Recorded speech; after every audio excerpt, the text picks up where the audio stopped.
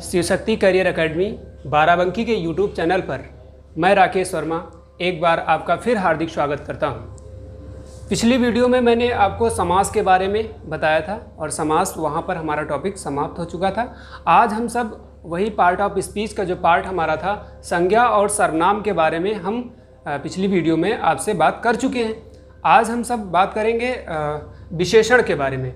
विशेषण टॉपिक को स्टार्ट करेंगे, उसके बाद में आगे के जितने भी हमारे टॉपिक्स हैं उनके बारे में भी हम बात करेंगे। क्रिया है, आपका संबंध बोधक है, समुच्चय बोधक है, क्रिया विशेषण है और विस्मयादि बोधक, वो सब हम एक एक करके आपको काल उसी में भी टॉपिक आएगा क्रिया में, वो हम आपको इसी में पढ़ाएंगे। तो आज हम उसी क्रम में स्टार्ट करेंगे। आज का जो मेरा टॉपिक होगा वो है विशेषण का।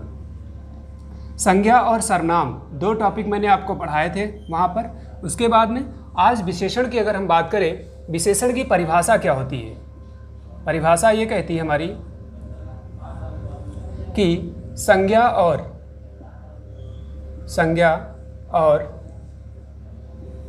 सर्वनाम की विशेषता बताने वाले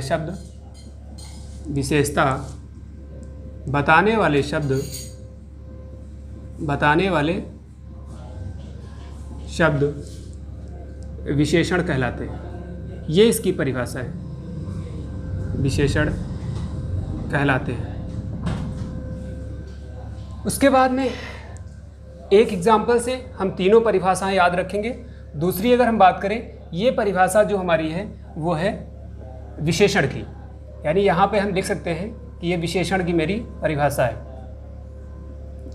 दूसरे नंबर पे अगर हम बात करें, एक हमारा होता है विशेष से, बहुत इंपॉर्टेंट है ये आपका, ये भी पूछा गया है। तो यहाँ पर इसकी जो अगर परिभाषा की बात करें वो हो जाएगा जिस संज्ञा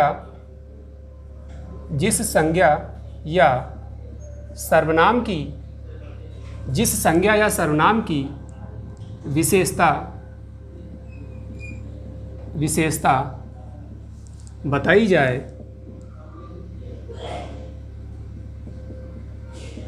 जाए उसे विशेष से कहते हैं, उसे विशेष कहते हैं। उसके बाद में एक आपकी हेडिंग है प्रविशेषण। बहुत इंपॉर्टेंट हैं ये तीनों परिभाषाएं कि प्रविशेषण क्या होता है, विशेषण क्या होता है और विशेष क्या होता है। तो प्रविशेषण की परिभाषा होती है कि विशेषण की विशेषता बताने वाले शब्द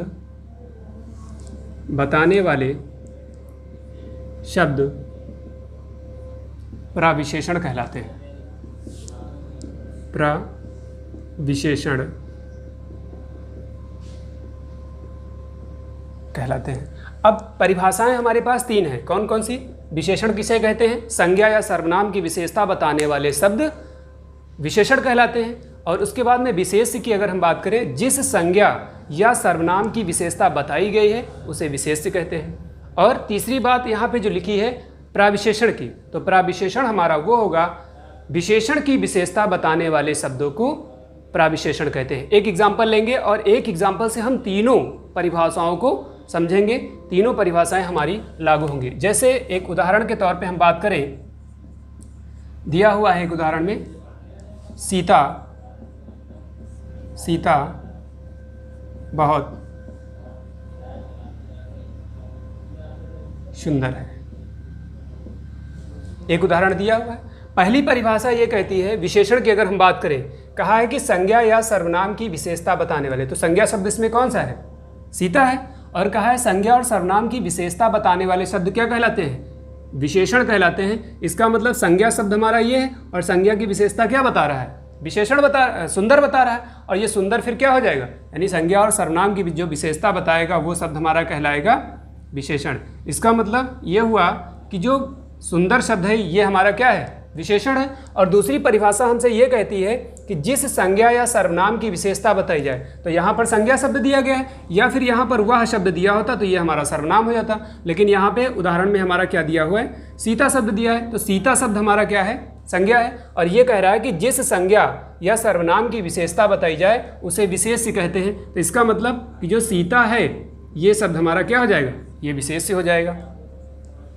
फिर तीसरी परिभाषा ये कहती है कि प्रविशेषण, यानी विशेषण की विशेषता बताने वाले शब्दों को प्रविशेषण कहते हैं। ये हमारा विशेषण है और विशेषण की विशेषता क्या है, बहुत, यानी सीता सुंदर है, सीता बहुत सुंदर है। तो इसका मतलब कि विशेषण की जो विशेषता बता रहा है यही शब्द हमारा क्या है, प्रविशेषण है। अब आपसे प्रश्न इस तरह से भी पूछा जा सकता है, ऐसे भी कंडीशन में आपको दे सकता है कि निम्नलिखित में से कौन सा प्रविशेषण शब्द है। आपका एक एग्जाम्पल में पहले ऑप्शन में दे दिया, दूसरे ऑप्शन में ये कर देंगे, तीसरे ऑप्शन में इसको कर दिया गया और चौथे ऑप्शन में आपको ये कर दिया गया। अब इसी तरह से एग्जाम्पल लिखिएगा, सीता बहुत सुंदर है, निम्नलिखित वाक्य में से प्रविशेषण शब्द होगा। तब आपको ध्यान रखना है कि ये हमारा विशेष्य है, ये हमारा क्या है, प्रविशेषण है, और ये हमारा विशेषण है, और ये हमारा क्या है, सेंटेंस को समाप्त करेगा। वो सहायक क्रिया की कंडीशंस में होती है। जब क्रिया टॉपिक पढ़ाएंगे तो आपको बताएंगे कि है शब्द क्या होता है, ये सेंटेंस को पूरा करने में पूरी तरह से मदद करता है। अब इस तरह से ये ध्यान रखना है, तीनों परिभाषाएं ध्यान रखनी है। आपको उदाहरण के माध्यम से मैंने अच्छे से आपको बता दिया। उसके बाद में अब हम आगे बढ़ेंगे इसी टॉपिक को लेकर के।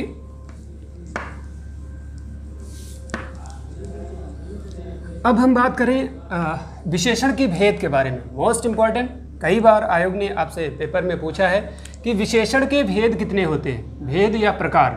तो आपको ध्यान रखना है, विशेषण में शब्द 4 हैं, ठीक है। तो ये हम भी इसको ऐसे ही याद रख सकते हैं ट्रिक के माध्यम से। तो इसके 4 भेद होते हैं, इसके 4 भेद होते हैं। कौन कौन से भेद हैं, आइए एक एक करके उनको हम जानते हैं। पहले अगर विशेषण की हम बात करें तो पहला विशेषण हमारा जो होगा वो है गुणवाचक विशेषण। कौन सा है, गुणवाचक विशेषण। दूसरे नंबर पर हम बात करें हो जाएगा संख्यावाचक विशेषण। तीसरे नंबर पर हम बात करें तो हो जाएगा परिमाणवाचक विशेषण। और लास्ट पे अगर हम बात करें तो हमारा हो जाएगा सार्वनामिक या इसी का दूसरा नाम है संकेतवाचक विशेषण। अब आपसे परीक्षा में ये पूछेगा कि निम्नलिखित में से कौन सा विशेषण का भेद नहीं है। तब जब ये 4 होते हैं, 4 के अतिरिक्त अगर कोई भी आपका शब्द मिला ऑप्शन में तो उसी को आपको क्या करना है, OMR में फिल कर देना है, जो भी विकल्प में ऑप्शन में दिया होगा। तो गुणवाचक विशेषण, संख्यावाचक विशेषण, परिमाणवाचक विशेषण और सार्वनामिक या संकेतवाचक विशेषण के बारे में यहाँ पर बात की गई है। अब हम एक एक करके जानेंगे कि गुणवाचक विशेषण कौन से होते हैं, संख्यावाचक विशेषण कौन कौन से होते हैं। गुणवाचक विशेषण या संख्यावाचक विशेषण, जैसे परिमाणवाचक दिया गया है, परिमाणवाचक विशेषण क्या होता है, सार्वनामिक या संकेतवाचक विशेषण किसे कहते हैं, इन सबको हम एक एक करके अब जानेंगे कि कौन कौन से होते हैं। सबसे नंबर 1 पे अगर हम बात करें तो गुणवाचक विशेषण दिया है। सबसे पहले हम ये जानेंगे कि गुणवाचक विशेषण क्या होता है। गुणवाचक जो विशेषण हमारा होता है उसकी परिभाषा ये कहती है कि किसी भी संज्ञा या सर्वनाम, कोई भी संज्ञा या सर्वनाम दिया गया है, अगर उसके गुण या दोष के बारे में अध्ययन हुआ या गुण या दोष के बारे में बोध कराया गया तो वो हमारा विशेषण गुणवाचक विशेषण कहलाएगा। क्या कहलाएगा, किसी भी संज्ञा के गुण अथवा दोष का बोध कराने वाले शब्दों को गुणवाचक विशेषण कहते हैं। जैसे अगर हम बात करें एक उदाहरण में अगर हम बात करें या इसकी हम परिभाषा की बात मैंने बताया कि कोई भी संज्ञा शब्द दिया गया है तो वो संज्ञा के या तो क्या बताएगा, गुण बताएगा या फिर उसके दोष बताएगा। ये इसकी तो परिभाषा होगी कि संज्ञा या सर्वनाम के गुण अथवा दोषों के बारे में अगर अध्ययन कराएगा तो वो हमारा क्या कहलाएगा, गुणवाचक विशेषण कहलाएगा। उदाहरण के रूप में मैंने बताया कि कुछ इसके उदाहरण हैं। जैसे एक शब्द आपका दिया था, अभी मैंने पिछले एग्जाम्पल में दिया था, सुंदर शब्द लिखा हुआ है। सुंदर शब्द हमारा क्या हो जाएगा, विशेषण हो जाएगा। या दिया हुआ है काला, लंबा दिया हुआ है। या फिर जैसे दिया हुआ है शहरी, मैदानी, दयालु, मीठा, ये सारे शब्द हमारे क्या हो जाएंगे, कोई भी संज्ञा दिया गया होगा उस संज्ञा के क्या बता रहे हैं, विशेषण बताने का काम कर रहे हैं या उसके गुण या दोष के बारे में बताने की बात कर रहे हैं। जैसे यहाँ पर उसके गुणों के बारे में बताया गया, उसके दोषों के बारे में बताया गया, तो गुण और जब दोष के बारे में बात की जाएगी तो वो हमारा विशेषण कहलाएगा गुणवाचक विशेषण। उसके बाद में हम बात करें संख्यावाचक। संख्यावाचक विशेषण क्या होता है उसके बारे में देखेंगे। नंबर 2 पे कौन सा था, संख्यावाचक।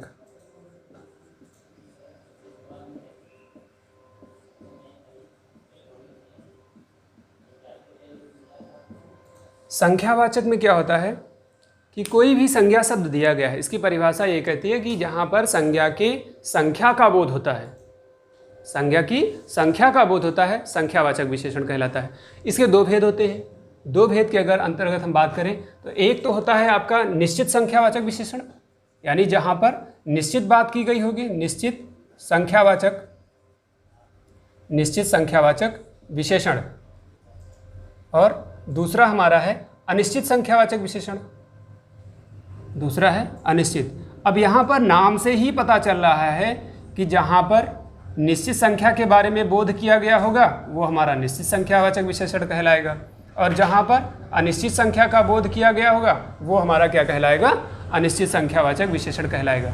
लेकिन आपका जो आरओ का पेपर होता है, उत्तर प्रदेश सरकार के अंतर्गत अगर हम बात करें ARO, उसमें यहाँ से प्रश्न अवश्य पूछा जाता है।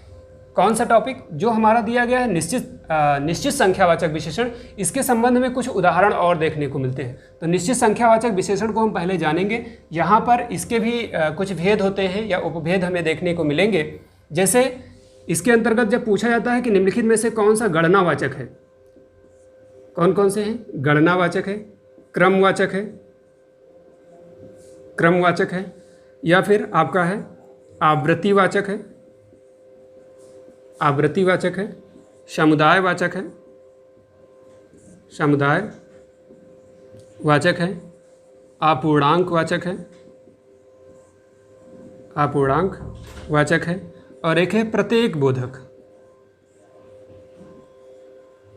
कौन सा है, प्रत्येक बोधक। तो इस तरह से हम देखेंगे गणनावाचक, क्रमवाचक, आवृत्तिवाचक, समुदायवाचक और आपका अपूर्णांक बोधक, या फिर आपका जैसे दिया हुआ है प्रत्येक बोधक। तो ये क्रम से एक एक करके इनको हम जानेंगे। गणना करेंगे यानी इसका मतलब उसे हम क्या करेंगे, काउंट करेंगे। तो गणना करने का मतलब ये हुआ, जैसे आप लिखते हैं 1 2 3 4, इस तरह से हम काउंट करते जाएंगे। तो गणना करने का मतलब हम उसे नंबरिंग में करते हुए या लिखा जाए। जैसे कहा जाए 1 आदमी आया है, 2 आदमी आए हैं, 3 आदमी आए हैं। तो 3 आदमी आए, इसका मतलब क्या है, वो निश्चित है। लेकिन निश्चित क्या किया गया, उसको गणना के अंतर्गत रखेंगे। लेकिन जैसे क्रम से आप लगाते हैं, 1st, 2nd, 3rd, 4th, 5th, इस तरह से, तो क्रम से जब लाएंगे तो पहला शब्द दिया गया है, दूसरा परीक्षा में पूछा गया है, तीसरा किस प्रकार का विशेषण है। उस कंडीशन में आपका संख्यावाचक ऑप्शन में नहीं दिया था, वो ऑप्शन आपके यहाँ से तैयार थे पूरी तरह से। तो इस कंडीशन में देखना है। इस तीसरा शब्द को बताने के लिए मैंने ये आपको बताया है, तीसरा दिया है या चौथा। इसका मतलब ये हुआ कि पहला, दूसरा, तीसरा और चौथा। इसका मतलब क्या है कि ये क्रम से लगाया गया है। इसमें क्या किया गया है, काउंट किया गया है। उसके बाद में आपका आवृत्तिवाचक बहुत ज़्यादा इंपॉर्टेंट है, आवृत्तिवाचक को भी ध्यान रखना है। आवृत्तिवाचक जैसे कहा जाए इस बार मेरा 2 गुना फ़ायदा हुआ, तो गुना वाले जितने भी शब्द आएंगे, जैसे कहा जाए 2 गुना, 3 गुना या तिगुना, आप बोलते हैं तिगुना या चौगुना। गुना के संबंध में अगर कोई भी शब्द देखने को मिला तो वो आपका क्या होगा, आवृत्तिवाचक कहलाएगा। उसके बाद में समुदायवाचक। समुदाय का मतलब ये हो गया कि कम से कम वहाँ पर एक से अधिक लोगों के बारे में बात की जाएगी। जैसे कोई आपका शादी विवाह होती है, आपके घर पे लोग बुलाते हैं कि सब लोग आइएगा, या फिर कहते हैं कि 5 लोग आइएगा, 6 लोग आइएगा, या 3 लोग आइएगा। तो कहने का मतलब ये है कि जो ये पहला वाला दिया है, इसी को हमें क्या करना है, बहुवचन में बदल देना है। तो समुदायवाचक जैसे एक शब्द दिया गया है, दोनों, तीनों, चारों, तो इसी को हमें क्या करना है, बहुवचन में बदल देना है, और ये कंडीशन दी जाएगी तो वो हमारा कहलाएगा समुदायवाचक। उसके बाद में अपूर्णांक बहुत ज़्यादा इंपॉर्टेंट है, यहाँ से भी पूछा जाता है। पूछा था अभी तिहाई पूछा था कि तिहाई में कौन सा विशेषण है। ऑप्शन आपके यहाँ से सब तैयार थे। तो तिहाई दिया है या चौथाई दिया है, ये आपका आरओ के पेपर में विशेषकर पूछा जाता है। या फिर ऐसे भी दे सकता है 1/2 दे दे, 1/3 है, या फिर 1 आपका दे देगा 4, 1/5 दे देगा, 1/6 दे देगा, है ना। या फिर किसी भी तरीके से पूछ सकता है 1/10 दे देगा, ऐसे दे दिया। तो कहा कि निम्नलिखित में से कौन सा आपका विशेषण का भेद होगा। तो उस कंडीशन में ये आपका अपूर्णांक बोधक कहलाएगा। ऐसे भी ऑप्शन तिहाई में भी सकते हैं या फिर आपका नंबरिंग में भी दे सकते हैं। उसके बाद में हम बात करेंगे प्रत्येक बोधक। प्रत्येक बोधक का मतलब हर एक व्यक्ति के बारे में बात की जाए। जैसे कहा जाए हर एक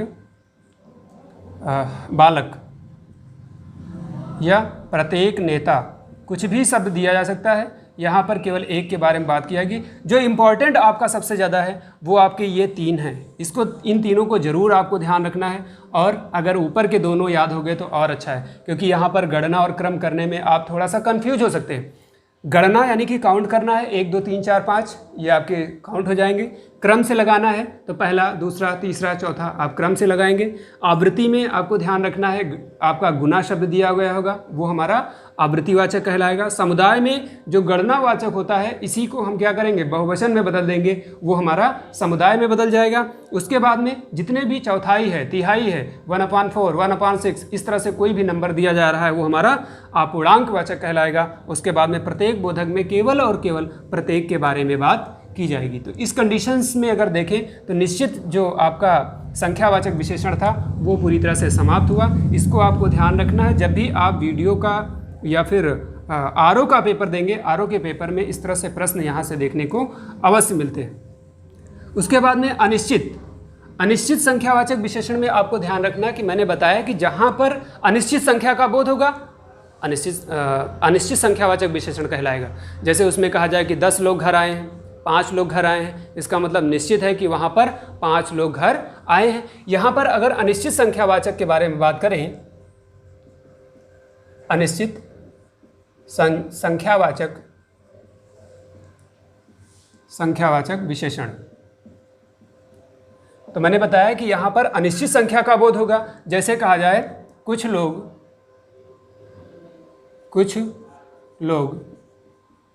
घर आए हैं। कुछ लोग घर आए हैं तो इसका मतलब ये नहीं पता चला कितने लोग आए हैं। 2 लोग भी हो सकते हैं, 5 लोग भी हो सकते हैं। इस कंडीशन में क्या हुआ, लोग दिया है, लोग से पहले वही हमारा सर्वनाम शब्द रखा हुआ था और ये सर्वनाम हमारा क्या बन जाएगा, विशेषण बन जाएगा। कुछ दिया गया है, लोग दिए गए हैं, इसका मतलब ये नहीं पता चल पा रहा है कि निश्चित है या अनिश्चित। ये निश्चित नहीं पता चल पा रहा है, इसमें ये पता ही नहीं चल पा रहा कितने लोग। कुछ लोग आए हैं, इसका मतलब 2 हो सकते हैं, 3 हो सकते हैं, 4 हो सकते हैं। तो ये जो कुछ शब्द दिया गया है यही हमारा क्या है, अनिश्चित संख्यावाचक विशेषण है। तो इस तरह से जो आपका निश्चित संख्यावाचक विशेषण था वो टॉपिक मेरा यहाँ पर समाप्त हो गया। इसके बाद में हम बात करें परिमाणवाचक। सेम इसी से संबंधित आपका परिमाणवाचक है। संख्यावाचक में हम क्या कर सकते थे, उसको हम काउंट कर सकते थे, लेकिन इसमें हम काउंट नहीं कर पाएंगे। इसमें कंडीशंस दी जाएगी, इसमें आपका माप या तौल के बारे में बात अवश्य की जाएगी, उसकी क्वांटिटी बताई जाएगी, उसके परिमाण बताए जाएंगे। तो नंबर 3 पे अगर हम बात करें परिमाणवाचक विशेषण।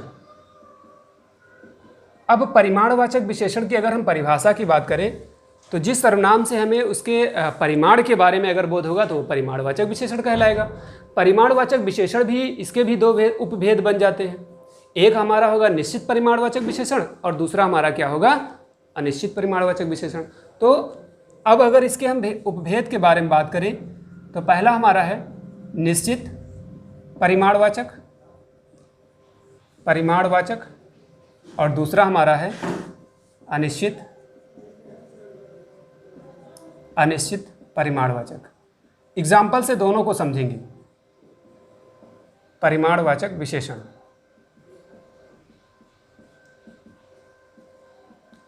नाम से ही पता चल रहा है कि निश्चित के बारे में बोध किया जा रहा है। जहाँ पर निश्चित परिमाण के बारे में बोध किया गया, यानी किसी चीज़ को मापने या तौलने के संबंध में बात की गई, निश्चित परिमाणवाचक कहलाएगा। और जहाँ पर मापने या तौलने से संबंधित बात की भी गई है और वहाँ पर हमें ये नहीं पता चल पा रहा है कि कितने के बारे में बात की गई, यानी अनिश्चित के बारे में बोध हो रहा है, तो वो हमारा अनिश्चित परिमाणवाचक विशेषण कहलाएगा। दोनों एग्जाम्पल लेंगे। जैसे कहा जाए, इसके अंतर्गत अगर हम बात करेंगे, जैसे कहा जाए 10 किलो 10 किलो आलू। 10 किलो आलू, इसका मतलब क्या है, वो हमारा परिमाण में दिया है, क्वांटिटी में या मात्रा में दिया गया है। तो आलू हमारा दिया है, इसको हमें क्या करना है, नापेंगे या तो हम इसको तौलेंगे। तो 10 किलो आलू दिया है, इसका मतलब निश्चित है कि 10 किलो आलू के बारे में बात की गई है। लेकिन जैसे अभी कहा जाए अनिश्चित के अंतर्गत एक एग्जाम्पल लेंगे, जैसे कहा जाए थोड़ा दूध। बोलते नहीं कि घर में आपका जो बर्तन है, बर्तन में थोड़ा दूध है, थोड़ा दूध है, इसका मतलब पता नहीं चल पाया आधा लीटर है, 1 लीटर है या 1 गिलास है। तो ये हुआ कि थोड़ा दूध, तो थोड़ा दूध है, वो क्वांटिटी में भी हमारा, इसको हम काउंट नहीं कर पाएंगे, नाप या तौल सकते हैं। तो परिमाण के बारे में बात हुई। और ये जो थोड़ा शब्द है, इससे ये पता चला कि यहाँ पर उसकी संख्या के बारे में हमें पता नहीं चल पाया, उसकी जो परिमाण दिया गया वो निश्चित परिमाण के बारे में बात नहीं की गई। तो ये हमारा अनिश्चित परिमाणवाचक विशेषण हो जाएगा। लेकिन 10 किलो आलू दिया है, इसका मतलब ये निश्चित है, और ये किस में है, इसका परिमाण बताया गया है 10 किलो, तो ये हमारा निश्चित परिमाणवाचक विशेषण कहलाएगा। इस तरह से ये हमारा परिमाणवाचक विशेषण समाप्त हो जाएगा। लास्ट में हमारा बचता है सार्वनामिक विशेषण या संकेतवाचक विशेषण। सार्वनामिक विशेषण या संकेतवाचक।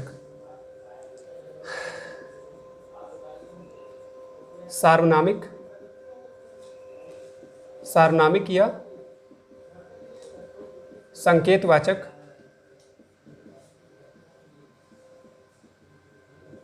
विशेषण। सार्वनामिक या संकेतवाचक विशेषण बहुत इंपॉर्टेंट टॉपिक है। आरओ के पेपर में खासकर यहाँ से जरूर टॉपिक देखने को मिलता है। जो भी आपकी यूपी यूपी टेट है ना, यहाँ से संबंधित जितने भी आपके एग्जाम हैं, सब में हिंदी अगर आई है तो विशेषण से जरूर 1-2 क्वेश्चन देखने को मिलेंगे। सार्वनामिक या संकेतवाचक विशेषण, जो भी हमारा सर्वनाम शब्द होगा, सर्वनाम शब्द अगर आपका रूपांतरित होकर के बन के आया, संज्ञा से पहले खासकर अगर लाया गया, किसी भी संज्ञा शब्द से पहले अगर सर्वनाम शब्द को लाया गया, वही सर्वनाम शब्द हमारा सार्वनामिक या संकेतवाचक विशेषण कहलाएगा। इसके भी 2 भेद होते हैं, एक तो हमारा होता है मौलिक सार्वनामिक विशेषण और दूसरा हमारा होता है यौगिक सार्वनामिक विशेषण। अब मौलिक के बारे में बात करें, जैसे एक एग्जाम्पल हम आपको यहाँ पे दें, मौलिक सार्वनामिक विशेषण के बारे में बात करें, और आपका है यौगिक। यौगिक का मतलब ये होगा कि वहाँ पर किसी न किसी चीज़ से जुड़ा होगा, तो मौलिक सार्वनामिक विशेषण या संकेतवाचक, कोई भी आपका नाम दिया जा सकता है यहाँ पर, मौलिक या सार्वनामिक। उसके बाद में यौगिक सार्वनामिक विशेषण, वही कंडीशन हो जाएगी यहाँ पर भी।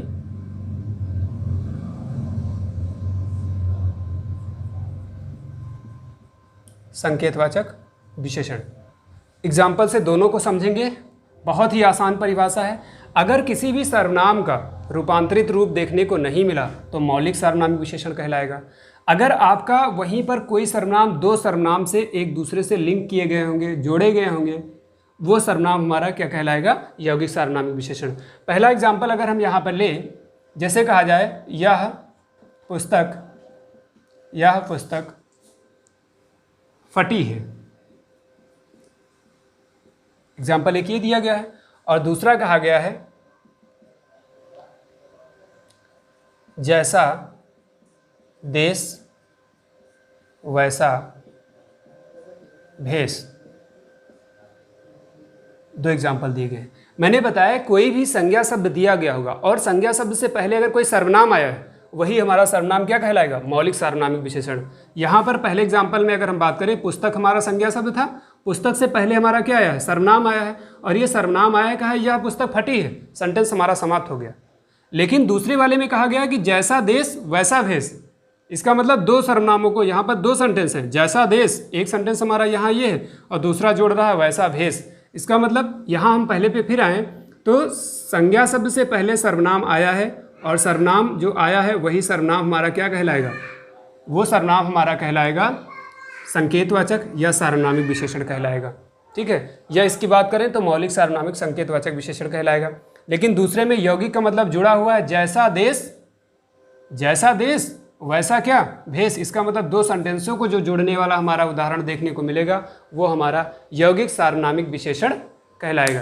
तो इस तरह से हमारे चारों भेद समाप्त हो गए हैं। 1-2 आपके पॉइंट और हैं इससे संबंधित, जो शब्दावली है उसके बारे में 2 मिनट में हम देख लेते हैं। तो ये हमारे इसके चारों भेद हो गए हैं। एक आता है विशेषणार्थक प्रत्यय क्या होता है। विशेषणार्थक प्रत्यय के बारे में भी बात की जाती है यहाँ पर।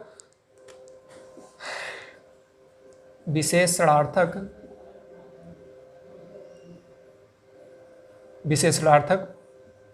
प्रत्यय।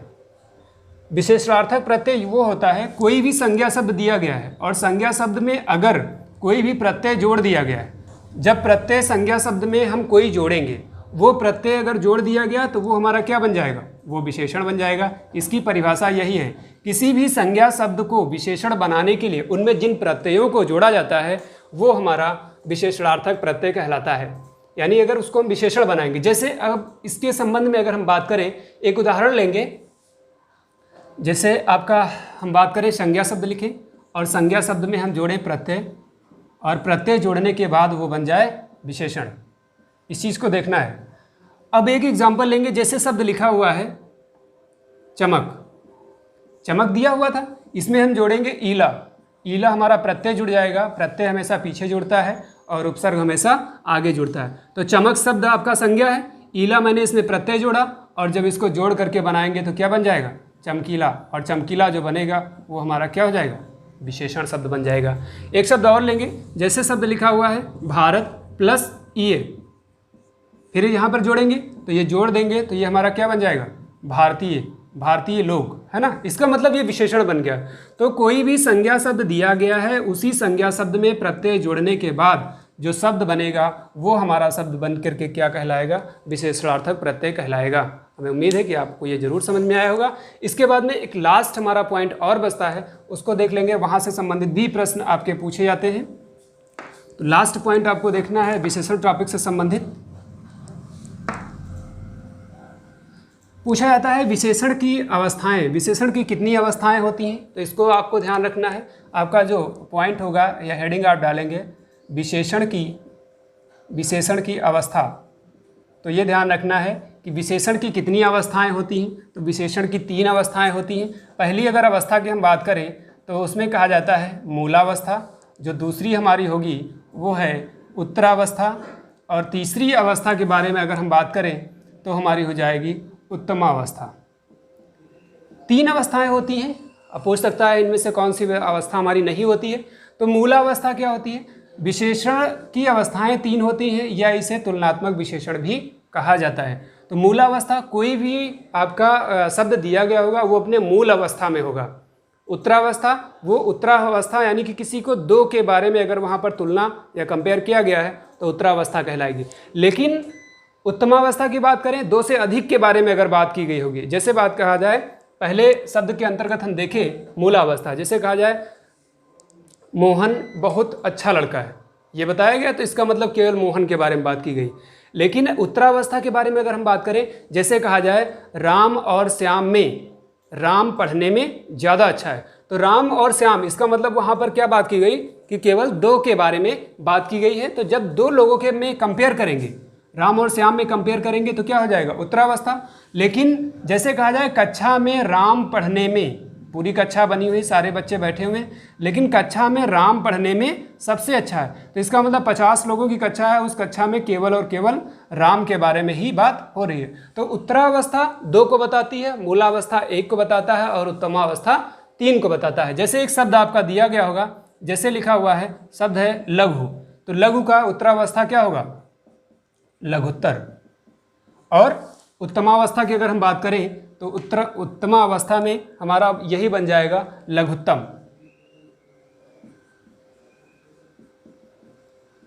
एक शब्द और दिया है, जैसे दिया है उच्च, उच्च वर्ग में आते हैं, तो उच्च का अगर हम कंपेयर करेंगे तो ये बन जाएगा उच्चतर, और इसमें अगर हम बात करें तो ये हो जाएगा उच्चतम, उच्चतम न्यायालय की अगर बात करें। एक शब्द और आपका है, जैसे शब्द लिखा हुआ है प्रिय, प्रिय का बनाएंगे तो ये इसका बन जाएगा प्रियतर, और यहाँ पर एक शब्द हो जाएगा आपका प्रियतम। उसी तरह से एक शब्द और लेंगे, जैसे लिखा हुआ है सुंदर, तो ये बन जाएगा आपका सुंदरतर, सुंदरतर, और यहाँ पर क्या हो जाएगा सुंदरतम। ठीक है, तो अब आपको ध्यान रखना है कि जैसे मान लो दे दिया जाए लघुत्तर शब्द दिया, पूछा ये कि किस अवस्था से संबंधित है। अगर आपको ध्यान नहीं आया तो ये याद रखना उत्तरा में रा है और लघुत्तर में रा है। इस तरह से आपको ध्यान रखना है। या फिर उच्चतर दिया है, यहाँ पर अंतिम शब्द रा है और यहाँ उत्तरा में भी क्या है, रा है। प्रियतर यहाँ पे भी रा है, इसका मतलब उत्तरा में भी रा है। उसी तरह से यहाँ पे सुंदरतर में लास्ट में रा है, उत्तरा में भी रा है। तो इस वाले रा को आपको कॉमन कर लेना, आप भूलेंगे नहीं। और उत्तरावस्था में हमेशा दो लोगों के बारे में ही कंपेयर किया जाएगा। यहाँ पर हमेशा एक व्यक्ति के बारे में बताया जाएगा और यहाँ पर क्या होगा, दो से अधिक के बारे में बात की जाएगी। अब अगर मान लो आपका दे दिया गया कोई शब्द लघुत्तम दे दिया, एग्जाम्पल में लघुत्तम दे दिएगा, पूछा लघुत्तम किस अवस्था से संबंधित है, विशेषण की किस अवस्था से संबंधित बात की जा रही है, तो उत्तमा में इस बार क्या है, उत्तमा में माँ है और लघुत्तम में क्या है, माँ है। उच्चतम में भी माँ है और उत्तमा में भी माँ है। प्रियतम में भी लास्ट शब्द में माँ है, उत्तमा में भी लास्ट में माँ है। उसी तरह से यहाँ पर जो माँ दिया गया है सुंदरतर में भी माँ है। इसी को हम देखेंगे कि जिसमें माँ है वो हमारा उत्तमावस्था कहलाएगा और जिसमें र है वो हमारा उत्तरावस्था कहलाएगा। तो विशेषण की हमारी तीन अवस्थाएं होती हैं, या पूछ सकता है निम्नलिखित में से कौन सी विशेषण की अवस्था नहीं है, तो ये तीन होती हैं। चौथे जो भी एग्जाम्पल्स में मिलेंगे उसी को हमें क्या करना है, वहाँ से आपको हटाना है। तो इस तरह से हमारा विशेषण का टॉपिक समाप्त हुआ। इस विशेषण टॉपिक को आप अच्छे से देखिएगा, वीडियो को एक दो बार देखिएगा, ज़्यादा से ज़्यादा लोगों को आपको इसे भेजना है लिंक को, और सब्सक्राइब करना है, लाइक करना है और शेयर भी करना है। हमें उम्मीद है कि आप लोगों को यह विशेषण टॉपिक अच्छे से समझ में आया होगा। अगले वीडियो में हम आपको क्रिया के बारे में बताएंगे। बहुत बहुत धन्यवाद।